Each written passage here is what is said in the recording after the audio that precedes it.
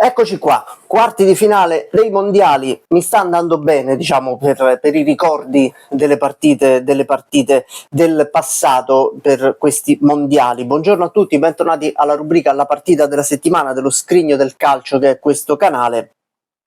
Stasera ci godremo un bel Spagna-Belgio per i quarti di finale della Coppa del Mondo. Vedremo chi arriverà tra le prime quattro del mondo, tra le due nazionali europee che hanno nel giallo e nel rosso, diciamo, dei colori comuni delle bandiere. Poi il Belgio ha aggiunto anche il nero. Belgio-Spagna quando si è giocata già ai mondiali, in un'altra edizione sempre ai quarti di finale e sempre in Messico. È vero che qui siamo negli Stati Uniti, Canada e Messico, però diciamo che l'edizione lo può ricordare. Quarti di finale di Messico 86, siamo al 22 di giugno del 1986, si gioca a Puebla e si gioca questo Belgio-Spagna. Bisogna inquadrare un attimo, la Spagna è in un buon momento. 2 anni prima ha fatto la finale, ha disputato la finale per degli europei, persa contro la Francia.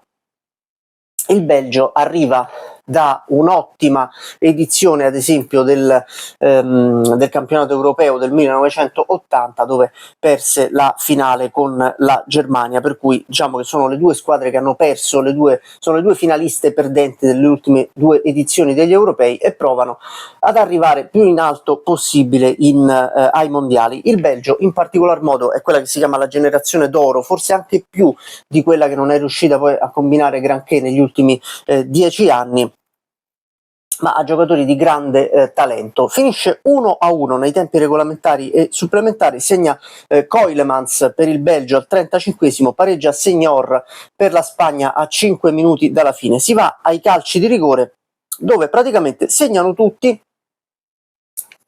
tutti i belgi, segnano tutti gli spagnoli tranne Eloy, che si fa parare il rigore dal mitologico portiere del Belgio Pfaff. C'erano dei portieri del Belgio, Pfaff, Predom, che sono stati, oggi Courtois, che davvero sono state delle leggende anche internazionali, non soltanto in patria.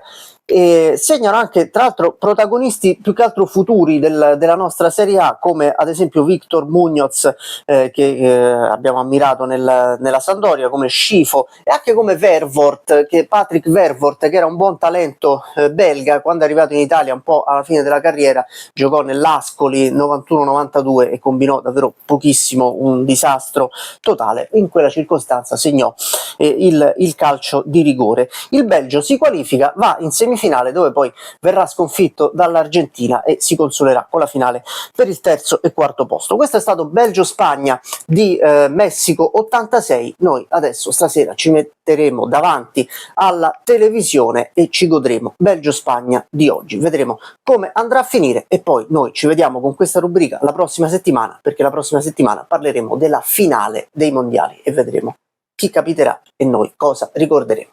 Ciao!